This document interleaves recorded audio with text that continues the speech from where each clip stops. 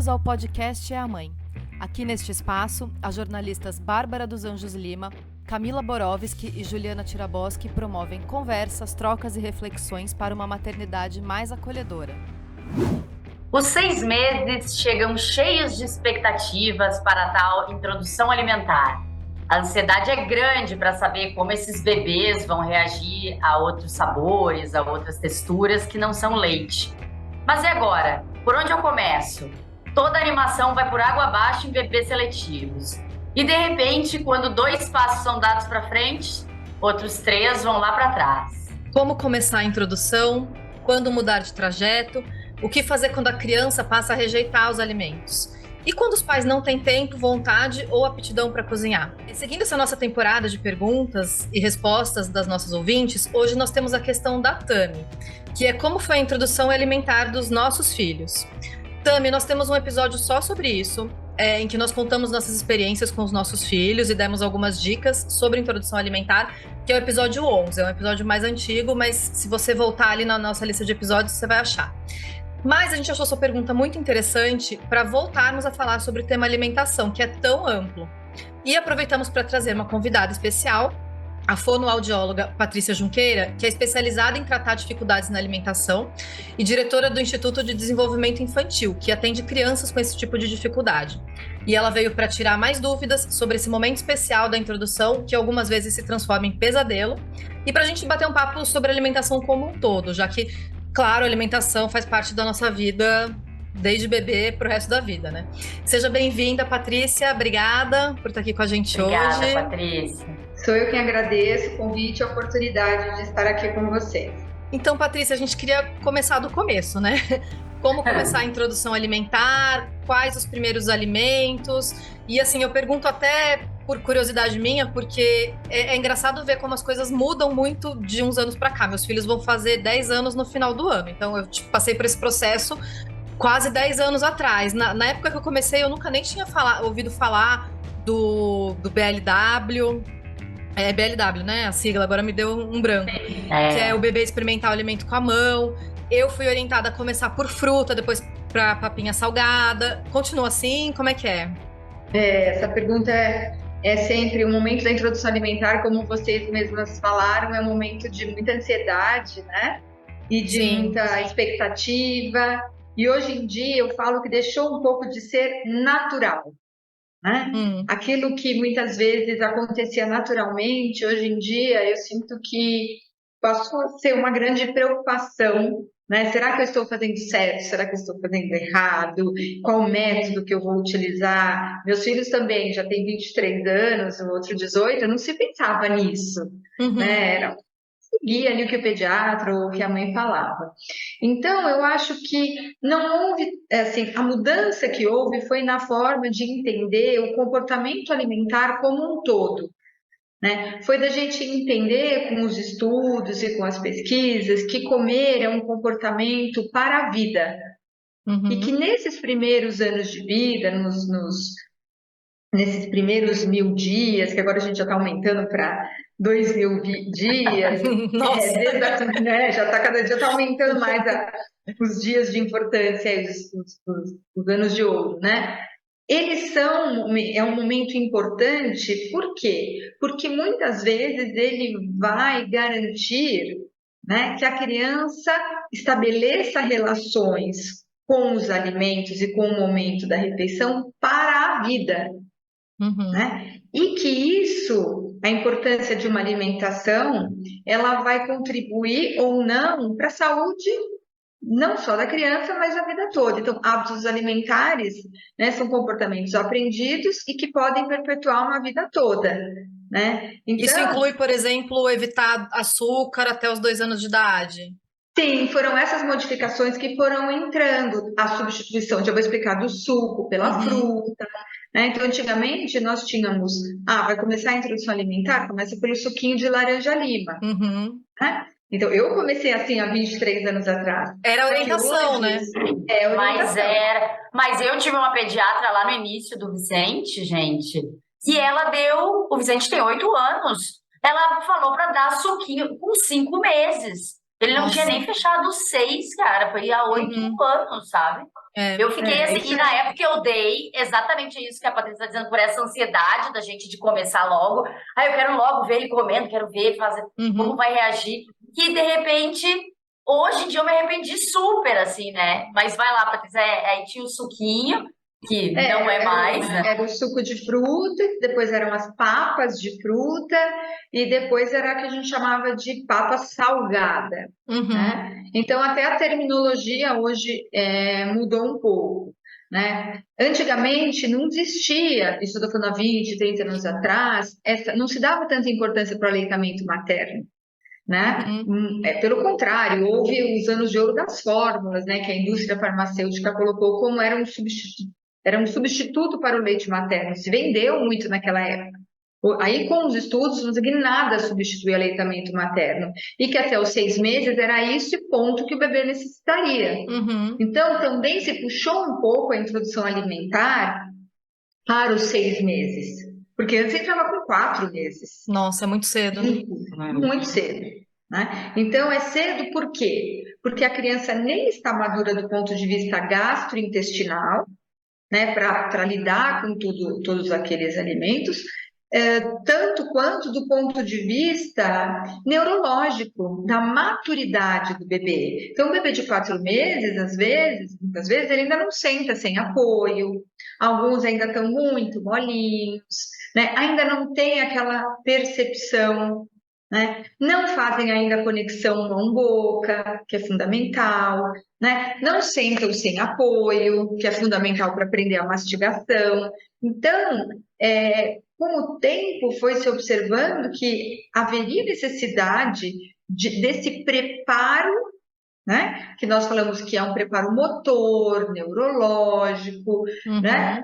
De prontidão para o início da alimentação Tá. complementar. Se aos 6 meses a criança não estiver sentando firme, não tiver essa conexão mão-boca, os pais podem adiar um pouco a introdução alimentar ou é melhor procurar logo um especialista para ver se está tudo bem?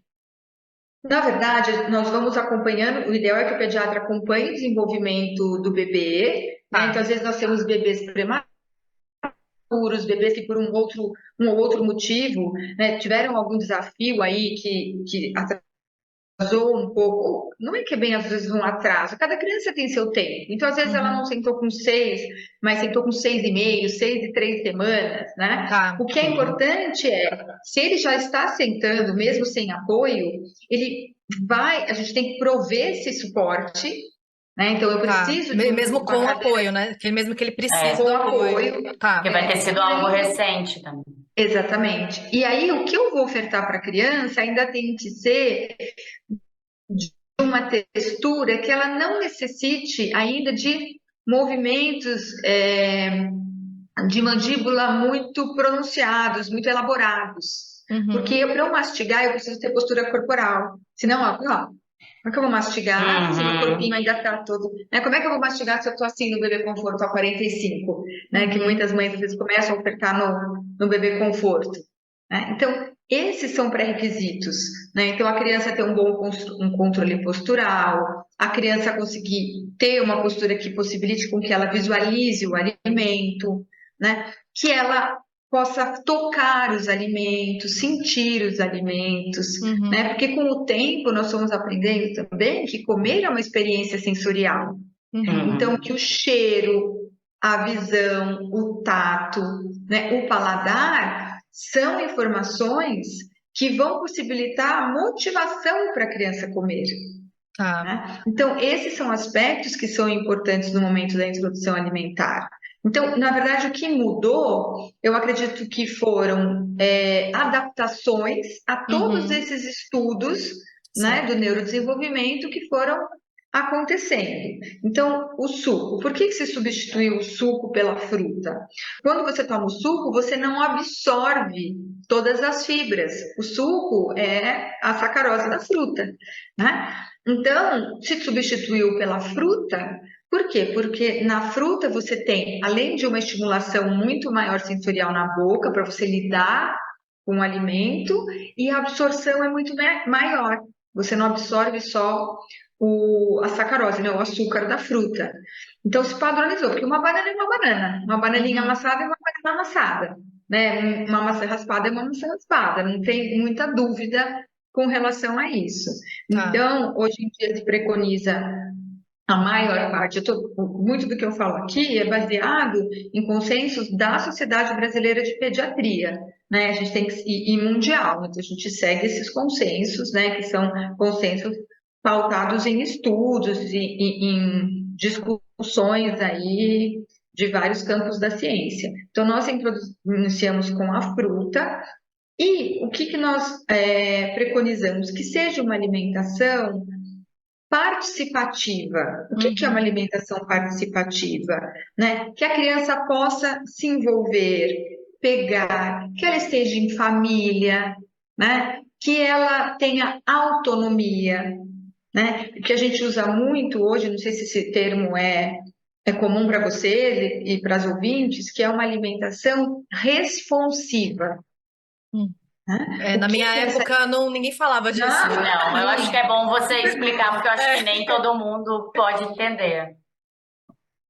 Uma alimentação responsiva é aquela no qual os pais vão sendo, eles vão seguindo, dando respostas às demandas da criança. Tá. Então, por exemplo, desde a amamentação, o bebê, a mãe oferta a mama ou a mamadeira, o bebê mama, e aí ele vai sentir o quê? Ele suga, ele sente saciedade, né, fome, saciedade e prazer. E quando ele para, teoricamente, se é um bebê a termo, um bebê saudável, ele vai, eu estou satisfeito. Então, os pais têm que respeitar esse sinal. Ele não quer mais, ele não quer mais. Né? Mas eu acho que ele mamou pouco, eu quero dar mais um pouquinho. Né? Eu vou lá e dou mais um pouquinho. Isso não ajuda a autorregulação do bebê. É como se eu desrespeitasse os sinais internos dele. Então, eu quero que o meu bebê coma um pratinho que tenha 250 gramas.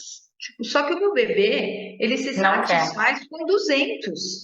O outro precisa de 300. Uma alimentação responsiva é aquela que vai proporcionar autonomia para o bebê e vai respeitar esses sinais de fome e saciedade. Mais uma vez falando sobre aquele primeiro assunto que tu falaste, né, Patrícia, que é respeitar a natureza desse bebê, né, essa natureza, respeitar os sinais, né, isso para mim sempre foi um drama aqui em casa, porque eu comecei servindo muito pouquinho para ver o quanto ele sinalizava, né, se estava com mais fome ou não. E vó é uma coisa que a minha mãe sempre disse, mas ele come muito pouquinho, ele tá comendo muito pouquinho. Falei, mas ele tá satisfeito. E até hoje, assim, ontem ele tava jantando, ele me olhou e falou, eu não queria mais comer. Eu falei, tá tudo bem, tu tá satisfeito? Estou satisfeito. Ele, mas eu ainda tenho um espacinho para comer uma fruta de sobremesa. Eu falei, então vamos comer a fruta de sobremesa, tá tudo bem. Então, eu acho que ouvir ele sempre foi de falar, então, quero mais, quero menos, queria mais uma coisa. Então, eu acho que esse sinal, isso eu acertei, sabe? É porque isso, assim, isso é inato, isso é da criança, isso é de cada um. Eu posso me satisfazer com 2 colheres de arroz, você com 1 e ela com meia, ou 3. Se eu ultrapasso, se eu não sou responsivo no sentido de uma autoridade, não, vai comer o que eu, 250 gramas, porque você tira o prazer. E você prejudica essa autorregulação. E isso, qual é o problema? Ao longo do tempo, tem estudos que já mostram que você pode levar a uma obesidade ou um relacionamento ruim com os alimentos. Então, hoje, a Organização Mundial de Saúde preconiza a alimentação responsiva, que é essa que promove a autonomia da criança, né, que respeita os sinais de fome e saciedade. Claro, é uma divisão de responsabilidades, que é um termo de uma nutricionista americana, que é o quê? Nós pais sabemos qual é o horário, que é o do café da manhã, do almoço, do lanchinho da tarde, do jantar. Nós sabemos o que aquela criança precisa comer, frutas, vegetais, proteínas. Nós compramos, nós preparamos de acordo com as preferências da criança, vamos fazendo ajustes para deixar aquilo mais motivador. Agora, o quanto é da criança, não é dos pais.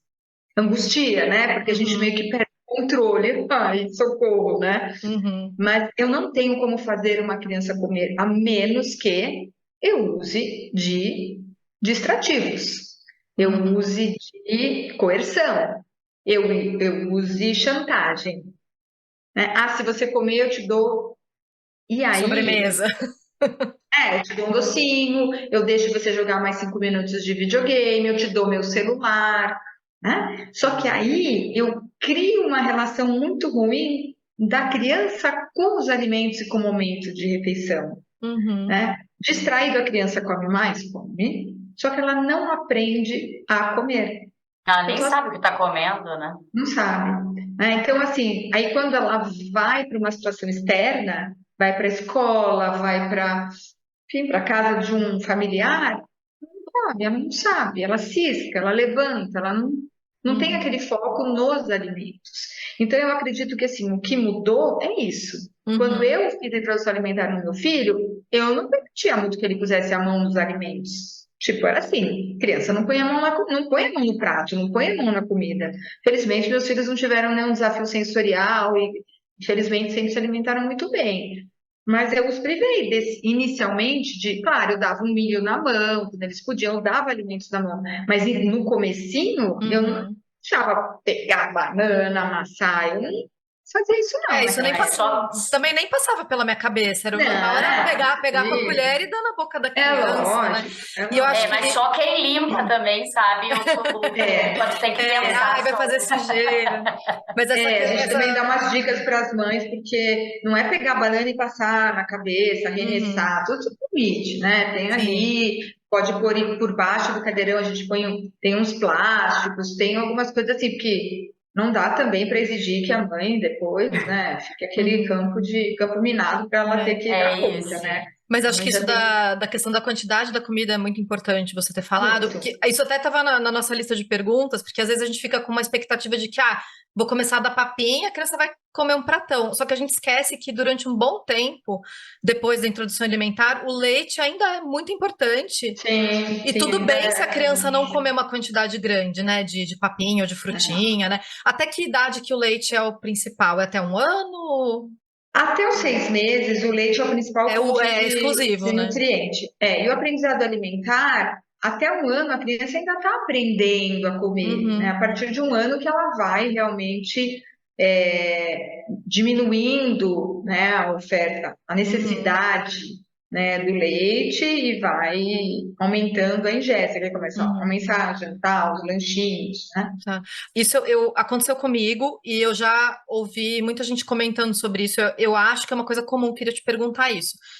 Porque, assim, tem esse início da introdução que a criança come pouco, vai experimentando. Depois que ela entra na rotina e começa a aceitar os alimentos, pelo menos comigo, quando engrenou, eles comiam super bem. E comiam qualquer coisa que eu colocasse na papinha. Podia colocar qualquer tipo de vegetal, legume, verdura. Até fígado, às vezes minha mãe fazia. Eu odeio fígado. Mas, de vez em quando, quando eu tava com ela fazia, porque ela gosta, e dava pra eles comiam tudo, tudo, tudo. A partir de uns 2 anos começaram a ficar mais seletivos. Aí não aceitavam tudo. E aí eu queria te pedir assim uma orientação e que você contasse um pouco da sua experiência aí na clínica, né? Porque você recebe crianças com dificuldades. É normal ficar mais seletivo depois de uma certa idade, tipo 2, 3 anos.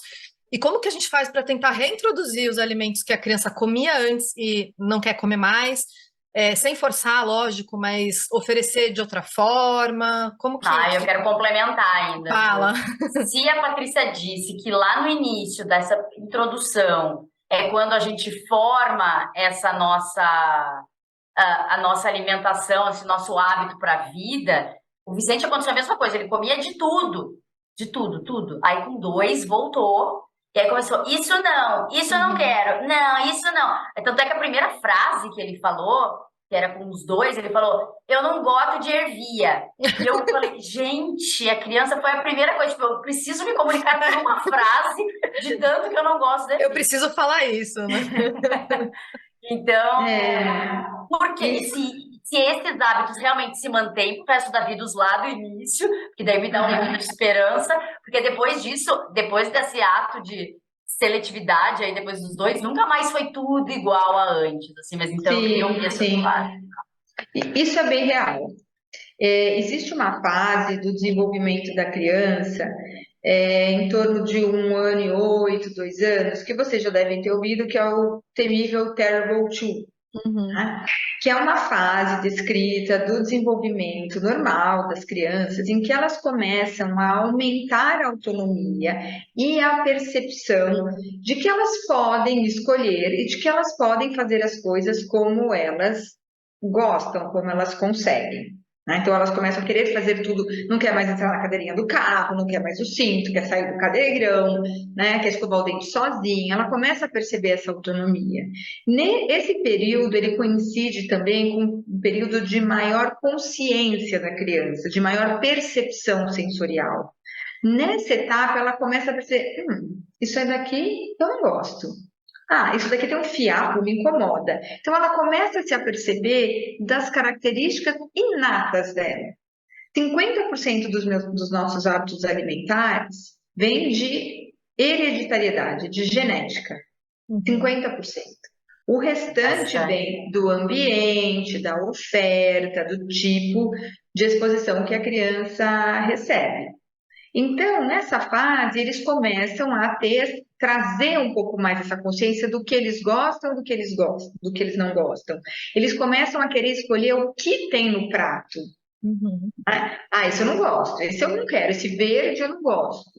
O verde é um problema mundial, por quê? Porque a cor verde está associada isso pré-historicamente, a alimentos perigosos. Eram alimentos que poderiam colocar em risco a nossa vida na pré-história. Plantas venenosas, tóxicas. Amargas. Então, é por isso que eles não querem comer verdura. É lá das cavernas. Das cavernas. Então, o verde e o sabor mais amargo, ele tem como se fosse uma defesa. Né? Se não come isso, que isso é meio perigoso. Então, tem vários estudos hoje que trazem isso.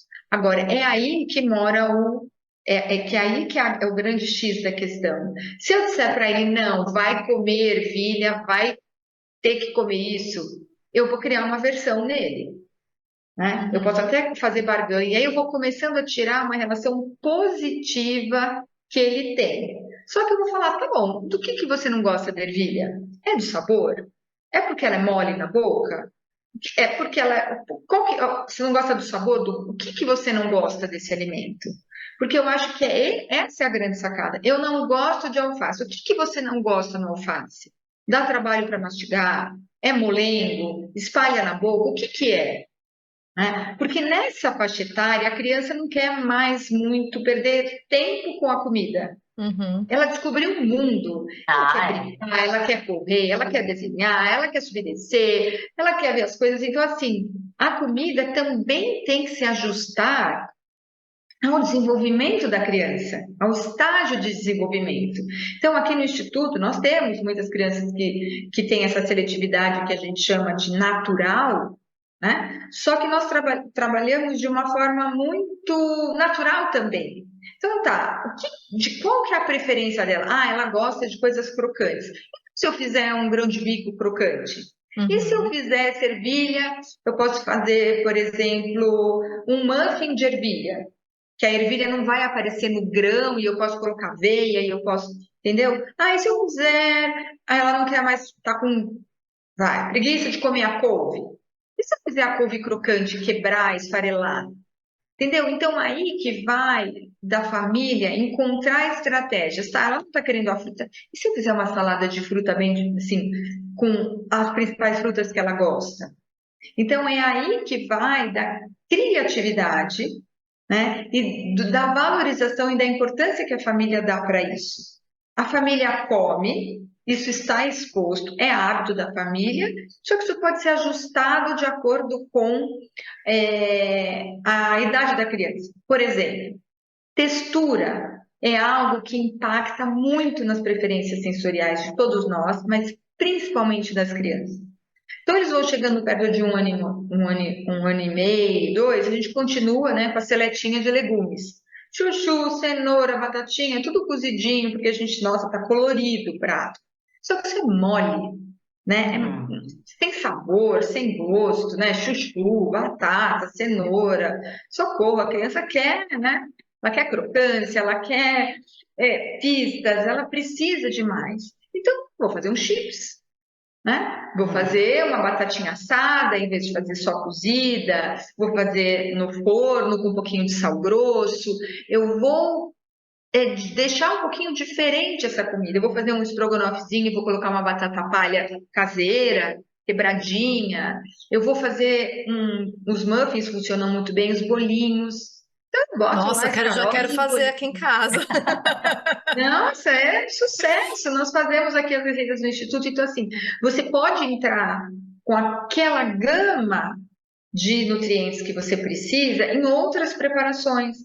Bolos de fruta. Às vezes a criança tem uma época que ela não aceita fruta. Hoje mesmo eu atendi o Léo, que não come nenhum tipo de fruta. Então, assim, nem o suco.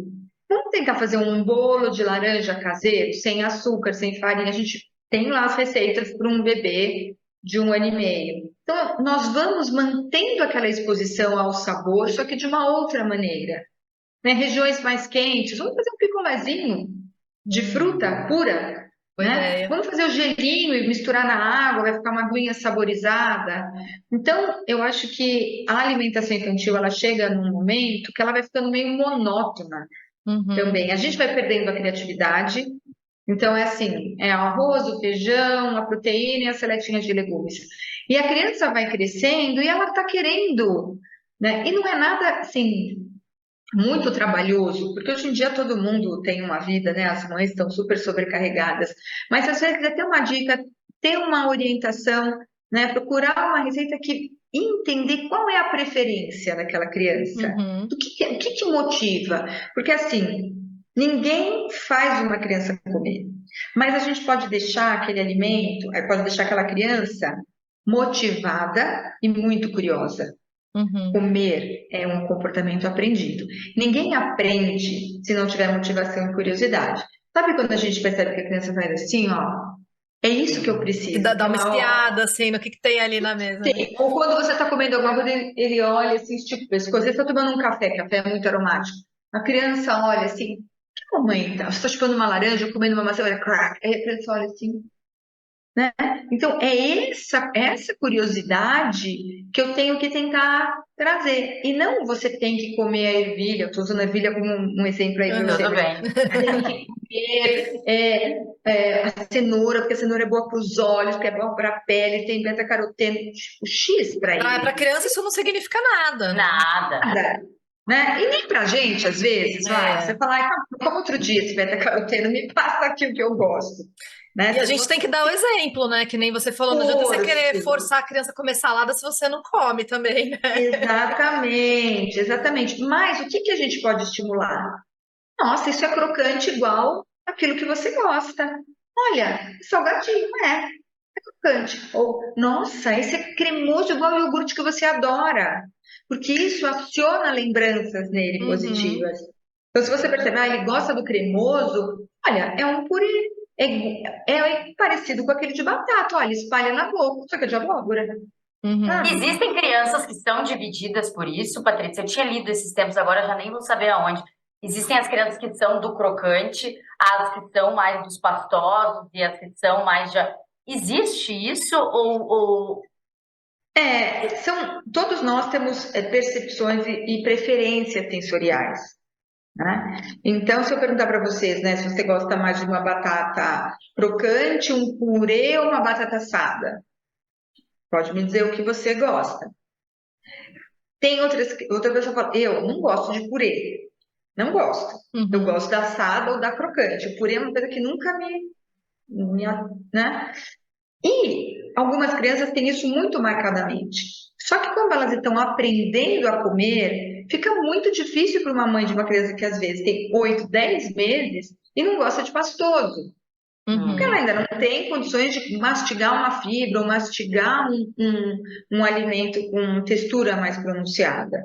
Né? Então, aí, isso dificulta a relação da criança. Então, existem preferências sensoriais que se mostram desde muito cedo e algumas crianças com algumas dificuldades, por exemplo, crianças dentro do espectro autista, né? Que hoje nós temos um número considerável de crianças nessa situação. Algumas são extremos, elas gostam de coisas crocantes porque tem mais pista, mais sabor, né? O que é mais Já tem pista? pista sensorial, então a crocância ela faz barulho, Tá. né? Ela traz mais sensações, é isso? As sensações, Tá. que é o que traz muitas vezes os industrializados. Porque muitas vezes eles caem nos salgadinho. O que eles têm? Caloria vazia, tudo bem, mas eles têm o quê? Crocância e palatabilidade. Uhum. Mas, desculpa, você estava falando dos autistas, né? Que Eles muitas podem das vezes eles querer preferem esses alimentos que tragam essas sensações. Tá. assim como tem crianças que precisam de sabor, de tempero. Então eu experimento a comida aqui que a mãe traz. Como você tinha falado, Juliana, até 1 ano não se preconiza mais colocar sal nos alimentos. Tanto que a gente não fala mais papa salgada. Tá. Nós falamos papa principal. Isso eu fazia, eu não usava sal. Essa orientação eu recebi. Eu usava Então, ervas, outros mudou, temperos. Temperos mais naturais.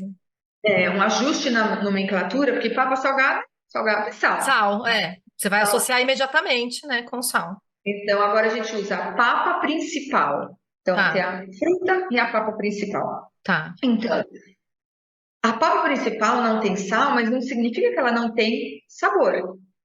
Né? Então, aí, as ervas naturais, ao menos que a criança tenha alguma alergia, as ervas naturais, salsinhas, cebolinhas, manjericão, essas ervas devem ser usadas, porque algumas crianças precisam de mais pista. Então, imagine, você amassa uma batata e dá para a criança, tipo, né? Agora, se eu faço essa batata, põe um pouquinho de azeite, né? Põe alguma erva natural, refogo, fica com outro sabor. É verdade. Essa orientação do sal eu recebi, eu não usava sal. E eu lembro de usar muitas ervas, né? Como você falou, azeite, sempre punha azeite. E eu lembro até assim, eu e minha mãe comentando, assim, experimentando, falando, nossa, essa comida tá boa, né? Mesmo sem sal nenhum, tá gostoso isso aqui. Até eu comeria, né?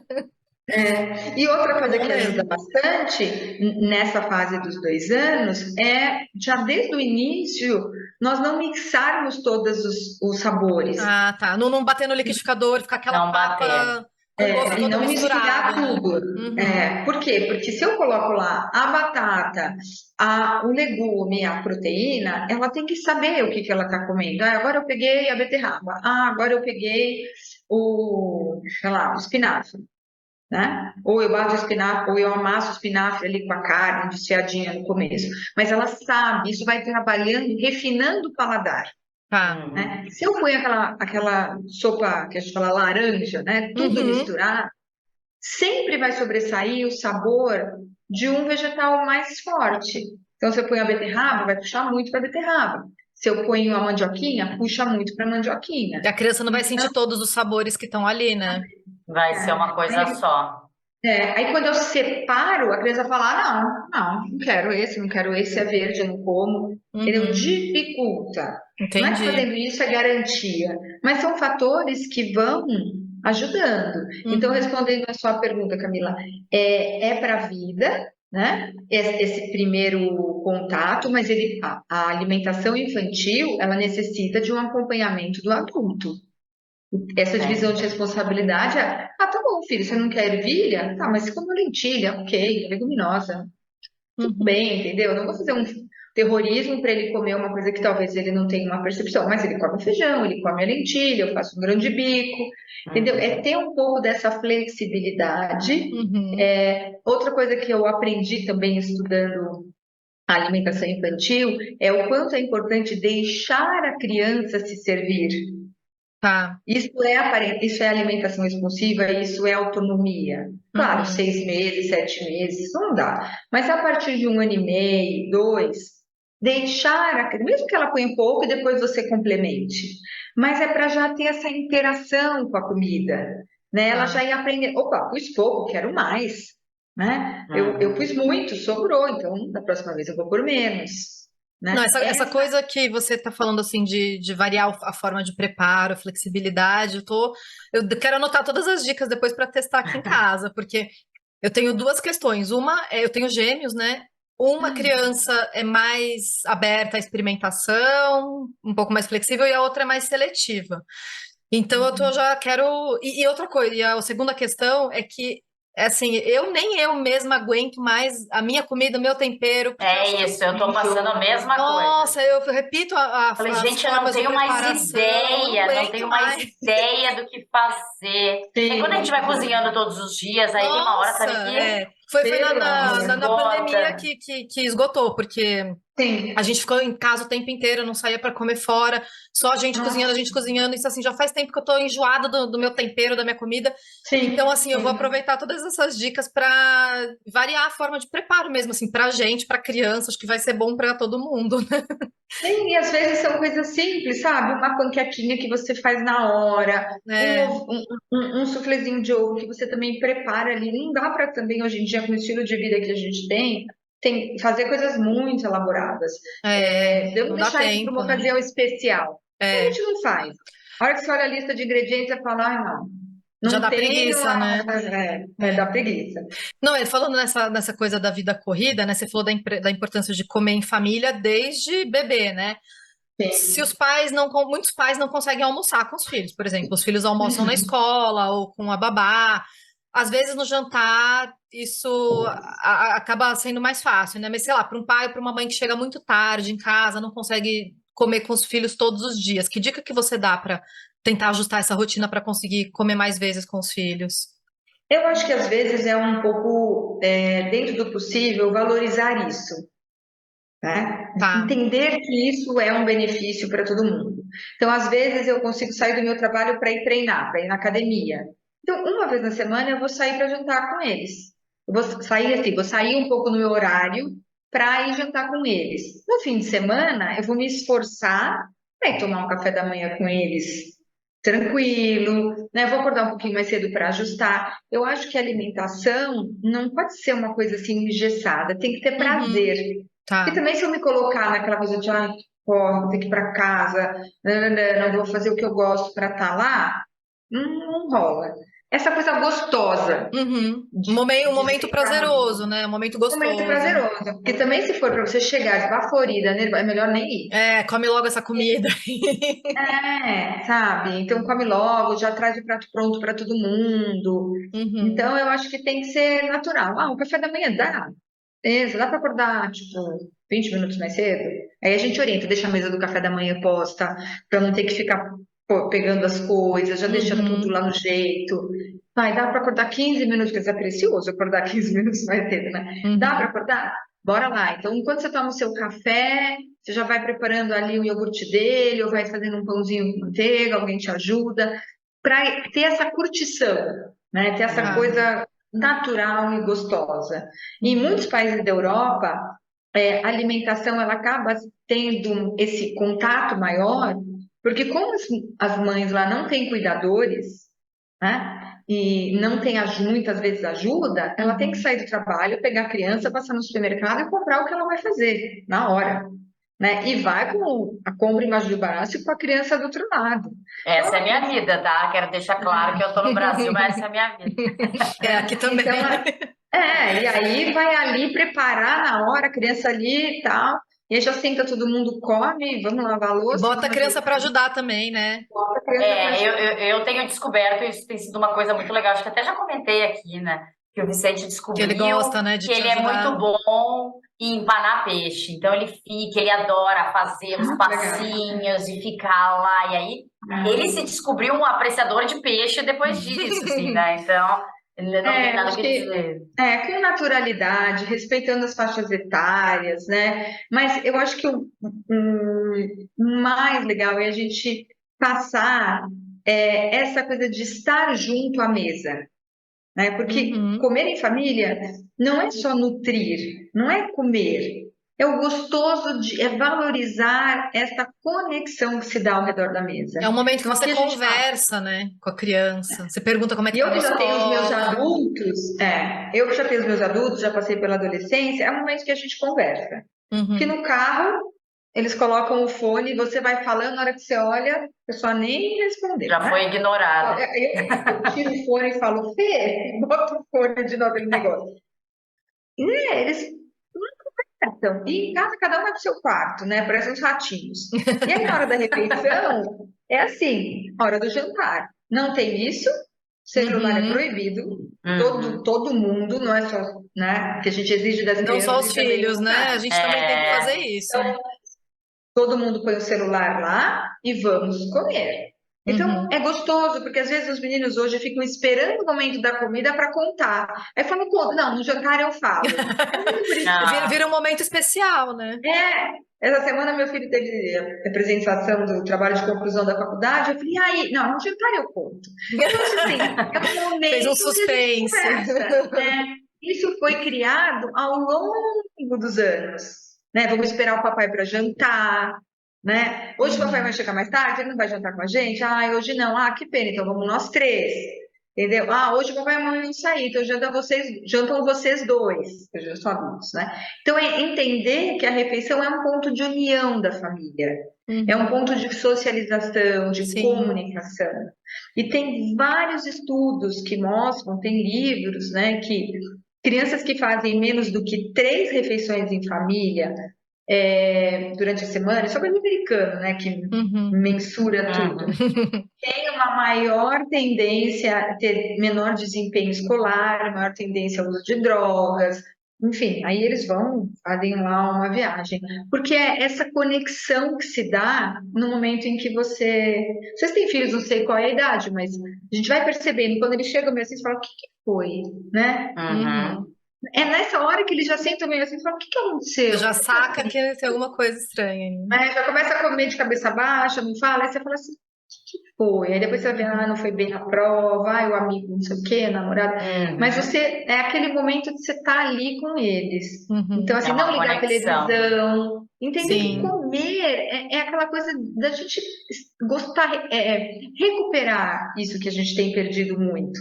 Na pandemia, todo mundo me pergunta, foi ruim para a alimentação? Eu falo, sabe que em parte foi bom?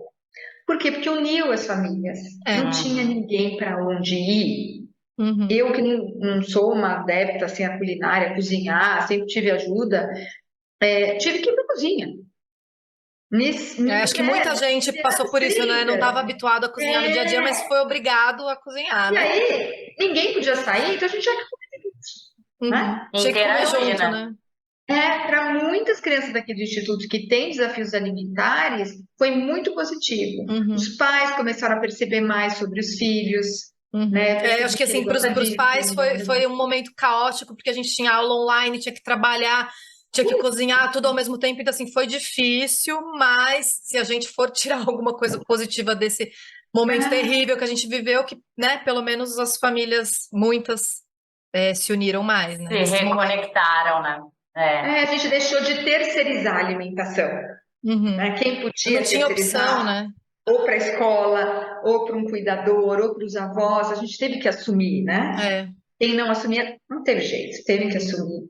Então, eu acho que sempre que me perguntam nos congressos, em entrevistas, eu falo, olha, teve um lado positivo, não vamos também, claro, foi muito duro, sem palavras, mas essa parte da alimentação nos obrigou a ter essa aliança, né? E as guloseimas, hein, Patrícia? Como lidar com doces, salgadinho, comida de festa? Tem alguma frequência segura?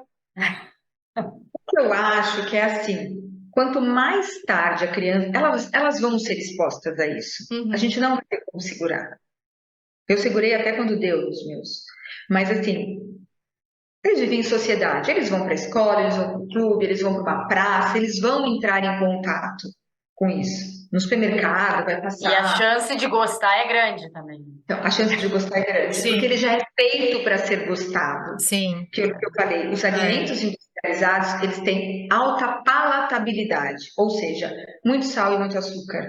E isso aciona pontos de prazer. Isso é uma conexão, né? Neurológica. Você come, aquilo te dá um prazer, uma sensação, e aí você fica viciado naquilo. Vicia, é uma droguinha. Com certeza.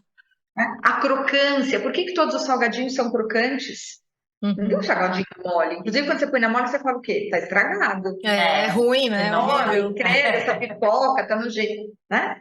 porque o crocante estimula ainda mais o prazer. Então, eles são inteligentes, a indústria, Claro. né? Tem todos os engenheiros lá que ficam vendo o que vai trazer mais prazer e maior consumo. Dito isso, se a gente conseguir segurar o máximo de exposição, eu acho que é interessante. Quanto mais tarde a criança for exposta a isso, melhor, né? E os hábitos da família. Porque se eu, por exemplo, os refrigerantes são péssimos para os dentes, para o açúcar, para tudo, é péssimo. Se eu não tenho em casa com a mesma frequência, se eu não tomo todo dia, se eu não tenho uma paixão por aquilo, se aquilo não está na mesa toda hora, a chance da criança entrar em contato com aquilo é ocasional. Ah, foi numa festa de aniversário, tomou um pouquinho? Fui, agora, todo dia, é a frequência com que se toma, que se come, né? E deixar o quanto mais tarde possível. E, pelo contrário, não proibir. Proibição leva à compulsão. Isso E não a sou eu que tô curiosidade falando. também, talvez, né? A criança ficar ainda mais curiosa para experimentar.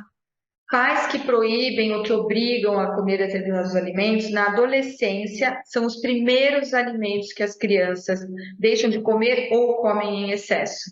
Então, quando ela se vê sozinha lá na cantina da escola ou no clube, o que ela vai comprar primeiro é aquilo que a gente falou que não era para ela comprar. Uhum. É batata. É provado cientificamente. Então, assim, não proíbe. Ah, você quer? Tá bom, eu te dou aqui. Então, uma vez na semana você vai levar um biscoito X para a escola. Toda sexta eu deixo É isso você que eu levar faço. um biscoitinho. Beleza, vai lá, Ou até, come de um repente, cafezinho. você pode fazer um biscoito em casa, pode até ter açúcar, Sim, sei lá, mas pelo menos vai ser mais saudável que Tudo o bem, mas industrializado. não é assim, né, Ju? A chance Não é o dessa que ele idade quer, né? dos nossos eu é brinco que porcaria. É. eu E, nunca gostei de biscoito, então em casa eu comprava aqueles umas marcas mais naturais, tal, né? uhum, E meu marido gostava de um outro tipo mais trashzinho. uhum. Aí eles falavam, eu não quero o biscoito da mamãe, eu quero do papai. É O papai é óbvio, mais mas gostoso, né? essa história do refrigerante a gente nunca toma aqui em casa, é muito raro, né? Fora uma ressaca ou outra, a gente não toma. Sim, E o sim. Vicente, ele cresceu achando que refrigerante era uma coisa meio cerveja. E Tem ele, de acho que bom, né? ano passado, ele veio me contar que a coleguinha dele tinha tomado refrigerante numa festa. Ele Porque ficou até em festa chocado, de coitado, criança, né? ele, mamãe, ela tomou um refrigerante, não sei o que. Eu, tá, filho, calma, isso é refrigerante. Se tu quiser experimentar um dia, não vai. Aí ele tava com o olho assim, e Sim, aí entrou até assustado. nesse caminho aí da Patrícia. Falei, gente, será que eu assustei a criança no nível do refrigerante? Mas não, é porque ele, pra ele, aquilo ali era tão distante, ele só via quando bebia era adulto, porque hoje em dia em festa de Sim, criança também não tem mais refrigerante. Que eu tenho foto de 4 anos tomando Guaraná, assim, né? sim, Na sim, nossa época era normal, companhia. né? Era o Era uma máximo. garrafa por pessoa, por criança, assim, nas festinhas. Sim. Hoje em dia não tem mais, né? Não que É o mais suco, difícil, sabe-se né? lá que suco que tem na festa, mas também é suco hoje em dia. Uhum. Aqui em casa Eu acho que eu que sou o mau exemplo, porque eu amo refrigerante. Eu tenho em casa, mas assim, eu não boto na mesa. Eu deixo na geladeira minha latinha, quando eu quero tomar, eu vou lá, ponho numa caneca para eles não verem o que eu tô tomando. Mas, por sorte, eles não gostam de Atrás da caixa de leite, né? fingindo que é café, né? Tomando Coca-Cola. Mas assim, os meus filhos, eles têm 9 anos, né? Eles não gostam de coisa com gás. Eles já tomaram água com gás e não gostam da sensação das bolhas do gás. Então, isso impediu que eles tomassem refrigerante. Aí, o ano passado, eles estavam com 8 para 9, no Réveillon a gente se encontrou com minha prima e os filhos dela, que são mais velhos e tal. E os primos mais velhos foram brindar no Réveillon, os adultos com espumante e os mais velhos com refrigerante. Eu falei, você quer experimentar? Pode experimentar, toma aí. Vocês estão com os primos, né? Já tem 9 anos, tá bom. Experimenta. E aí, um não quis experimentar, não lembro qual dos dois. Um nem quis, o outro deu um gole e falou, queca. Aí eu falei, que bom que eles não gostaram. Passou. Agora assim, eles nem pedem mais. Ai, graças a Deus. Eu sei que uma hora eles vão tomar e talvez gostem, mas pelo menos eu consegui segurar até agora, né? mas eles tomam, eu vejo os meus assim, quando estão com os amigos, é um ato meio que assim, eu preciso tomar para fazer parte desse grupo um golinho, mas não Que é bom, aquela não é paixão. mais, né? Ela não- Ô, Patrícia, e o suco, né? A gente falou do suco para bebê, não é legal na introdução, mas com a criança mais velha, dá um suco natural, por exemplo, tudo bem tomar todo dia ou melhor só deixar, sei lá, para o fim de semana? Como é que é? Entre o suco e a fruta, a gente sempre prefere a fruta, Tá. né? Porque a fruta você vai absorver as fibras. Com qualquer idade, né, Com da qualquer idade, criança. até a gente. Tá. Então, se eu Até a tomo, gente não deveria tomar muito, né? se eu tomo um suco de laranja, é bem calórico. Agora, Tem se eu chupo algumas uma laranjas ali também. ok, né? Ok, porque aí o meu, né, a absorção é diferente, eu vou absorver as fibras, o meu intestino vai trabalhar mais, então não vai ficar só com açúcar. Mas não é algo proibido, de forma Tá. alguma. De forma Daí que a gente vê nas alguma. lancheiras, né? A gente vê na É, lancheira todos os dias, as crianças Uhum. levam para a escola, né? É. Suco e fruta. Aí também é. uma coisa que as mães às vezes não mandam é água. A gente sempre gosta de mandar É. suco, né? Eu também mandava. É, Então, mas eu faço isso em casa, eu não mando suco, eles vão com a garrafinha de água todo dia, daí enche lá na escola quando precisar, e eu sempre ponho uma fruta no lanche, né? A gente sempre põe uma fruta e, sei lá, um lanchinho, tá, um sanduíche, e assim, de vez em quando eu ponho um suco, daí é uma coisa super especial. Mas no o dia a dia problema é do só água. suco, o problema do suco é que muitas mães, pela facilidade, mandam sucos industrializados. Tá, que daí tem açúcar, tem Aí, vários aditivos, né? aí não Entendi. é suco de fruta, né? É, não é um suco de verdade. Então, às vezes, assim, Menina, tem medo que estrague, que, né, faz de manhã, vai tomar tarde, também tem essa coisa de conservação, então tem que orientar como conservar, pôr o gelinho dentro Sim. da lancheira para manter a temperatura, tudo, mas a maior parte acaba mandando, né, e aí é pior. Tá. Tudo isso para a saúde da criança, não é neurose. Sim, Também tem claro. hoje em dia de pessoas que viraram meio que xiitas da alimentação, Uhum. tornaram a alimentação algo assim tão desprazeroso, perdeu a graça de comer, entendeu? E fica Não, muito difícil de manter no dia a dia também, né? que a gente fala dos ortoréxicos. Eu já tive pais, assim, eu estou relatando, tenho 33 anos então, assim, de formada, então eu já vi muita coisa. Tipo, vão embora antes do parabéns para a criança não ter a chance de comer o bolo e os doces. Ah, só para a gente explicar para quem não sabe, o ortorexia é essa compulsão por Preocupação comida saudável, excessiva. né? Preocupação É. excessiva por comida saudável.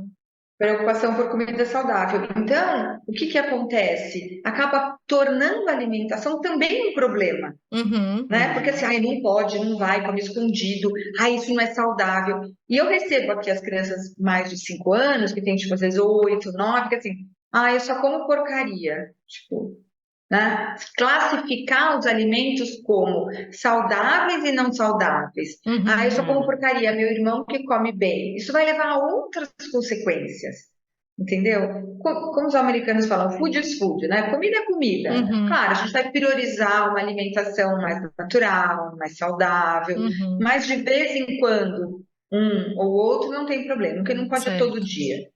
Certo. Então, para boa. tornar a alimentação mais saudável, a relação com a comida. Uhum. Porque eu falo, ninguém vai comer tudo. Eu não como Sim. tudo, vocês também falam. Assim, a gente tem nossas preferências porque eles não podem ter também, né? E ter uma relação positiva com os alimentos e com momentos da Uhum. refeição. Oba, o que tem hoje para jantar? Ai, que Uhum. legal, para comer na casa da vovó. Ai, eu combinei, eu vou na casa do meu amigo, a gente vai. Então, isso é legal, Uhum. né? Essa curiosidade, essa motivação, uma coisa positiva. Agora, ai, não, vou comer, né? Minha mãe vai ficar falando, eu vou ter que comer tudo, vou ter que raspar o pratinho. E aí vai ficando, né? Ele vai se Uma afastando. obrigação, né? Aí vai comendo no quarto, vai comendo Uhum. Vai comer escondido. escondido. Uma série de outros problemas que aí sim se arrastam por toda uma vida. Uhum. Acho que a gente podia encerrar com essa mensagem aí de deixar a alimentação Vamos pro mais conselho leve. de mãe, né, Ju? Deixar a alimentação Temos um mais conselho de leve, mãe. mais divertida e formar uma boa base em casa para quando a criança for para o mundo, ela aprendeu a se alimentar bem em casa e aí ela já tem essa base para a vida inteira que com certeza vai ajudar ela na fase adulta, né? Vamos para o nosso conselho de mãe. Conselho de mãe! Patrícia, acho que eu e a Camila podíamos dar o nosso conselho para a gente fechar com a convidada especial. A gente gosta de fechar com o nosso convidado. Camila, qual que é a sua dica? Ó, gente, a gente bateu bastante papo aqui hoje, mas eu trouxe uma dica do que tem funcionado aqui em casa. E começou na pandemia, inclusive, que a gente, quando o Vicente começou a ficar muito seletivo para legumes, assim, então a gente instaurou aqui em casa o experimenta. Então aqui em casa eu sempre tenho alguns vegetais, algumas saladas, sempre tento trazer o que está na estação, também fruta da estação, legume da estação. E aí eu pedi para ele sempre, em toda refeição no almoço, ele escolher um desses para experimentar. Então, ele escolhe e ele coloca uma quantidade pouquinha no prato dele para ver o que ele gosta. E aí eu até escrevi na pauta aí, todas as vezes que ele escolhe, ele diz, nossa, nem era tão horrível quanto eu pensava. Inclusive a ervilha, que lá atrás foi um drama, hoje em dia ele come Ele ervilha. come, olha que bom. Então tem sido uma forma, porque tem aquelas fórmulas mil, né? Tem que experimentar não sei quantas vezes até treinar o teu paladar. Não sei, ele tá indo aos pouquinhos, ele vai se acostumando com esses alimentos no prato dele e experimenta à medida que ele gosta. Tem dado certo. Que bom. A gente não precisa também seguir tantas regras, né? De quantas vezes, X. Vamos testando ali, né? No dia a dia, ver o que funciona. Muito legal. E você, Ju? A minha dica é todo o conteúdo da Rita Lobo, porque eu acho ela maravilhosa. As receitas, assim, eu acompanho o site dela, acho que desde 2007, que foi quando eu saí da casa dos meus pais, fui morar sozinha, que eu falei, e agora? Tenho que me virar aqui na cozinha. Aprendi algumas coisas com a minha mãe ao longo do tempo, mas eu usava muito o site dela. Ela nem tinha canal no YouTube, livro, nada disso. Era só o site e um blog muito legal também. E depois começou a vir muito mais coisa, né? Inclusive, ela tem um livro de receitas sobre introdução alimentar, que chama Comida de Bebê, que eu não usei, porque quando os meus filhos fizeram essa introdução, o livro nem tinha sido lançado. Mas se eu fosse fazer agora, eu compraria esse livro com certeza. E tem um ótimo que eu tenho, que chama O que Tem na Geladeira, que ensina várias receitas para aproveitar verduras e legumes. Então, ele é dividido, os capítulos são divididos pelos alimentos. Então, tem lá, repolho, várias formas de preparar o repolho. Que é aquilo que a gente estava falando de variar o preparo, né? Eu acho que eu preciso tirar esse livro da prateleira que faz tempo que eu não consulto e experimentar algumas receitas de lá que eu ainda não testei, porque ele dá umas ideias diferentes, assim, para você sair dessa mesmice do dia a dia. Então, essa é a minha dica. E você? Vai lá. O que você traz pra gente? A minha dica a gente sempre coloca aqui, né? Alimentar é uma jornada de amor, né? E como todo amor exige dedicação, exige paciência, né? Criatividade, conexão, né? E aquilo, tornar o momento da refeição um momento gostoso para todo mundo, né? Para toda a família, de conexão, tornar os alimentos, a gente gosta de usar, ficar amigo de mais alimentos, né? Vamos ficar amigo de mais um alimento, tornar isso mais leve e tentar sempre identificar quais são as preferências sensoriais do meu filho. O que ele gosta, qual é a textura, qual é o sabor, qual é a aparência, né? E ir por esse caminho, eu acho que ajuda bastante. Eu vou ficar mais ligada nisso. Eu Com acho. certeza. Procura entender o que ela gosta. A gente fica preocupado entendendo que a criança não gosta. Ele não come, mas o que ele gosta? O que tem nesse alimento que o motiva a comer mais? Porque a criança, ela come, nós todos comemos mais aquilo que está ajustado às nossas preferências sensoriais. Sim. Então, isso não tem jeito. E, para quem ainda assim tiver dúvida, recomendo o meu livro. Maravilha. Faz aí o Porque a minha filha não quer saber. Uma visão além da boca e do estômago, que ele conta os principais motivos pelos quais a criança pode ter algum desafio com relação à alimentação, que a culpa não é das mães, e algumas estratégias práticas de como lidar com isso no dia a dia. Perfeito. Eu vou comprar seu livro também para adicionar aqui na minha biblioteca. Com certeza. Mas eu mando para vocês. Um grande abraço. Muito obrigada pela oportunidade. Obrigada, Patrícia. Foi demais. Tá bom. Obrigada Aprendemos a você. muito. Muito. Já quero colocar em prática. Vou fazer o muffin de ervilha. Muito gostoso. Obrigada. Qualquer dúvida. Tá bom. Obrigada. Até a próxima. Até semana que vem, pessoal. Tchau, tchau. Podcast